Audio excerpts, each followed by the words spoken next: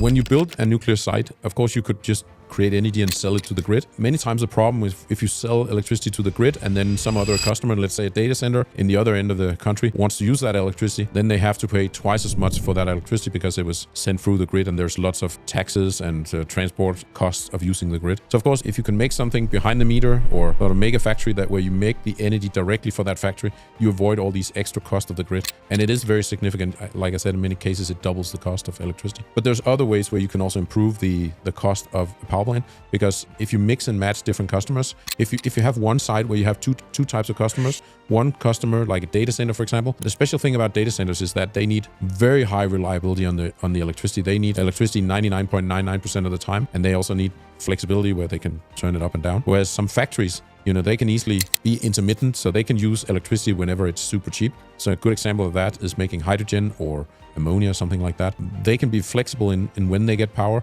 but they need very low cost power in order for their product to be competitive on the global market. If you do something like that, you put a nuclear power plant and you sell, let's say 20% of the energy that the nuclear power plant is generating for the data centers, and you sell 80% of the energy to an ammonia plant that makes hydrogen. Then you can get $100 per megawatt hour for the electricity to the data center and $20 or $30 per megawatt hour for the electricity to the ammonia plant. And those products are very different because the ammonia plant doesn't get any guarantees of when they get power. Sometimes they are told to shut down within seconds. Suddenly all the power disappears within seconds because it's needed elsewhere. Whereas the data center wants very high reliability, and therefore they pay much more.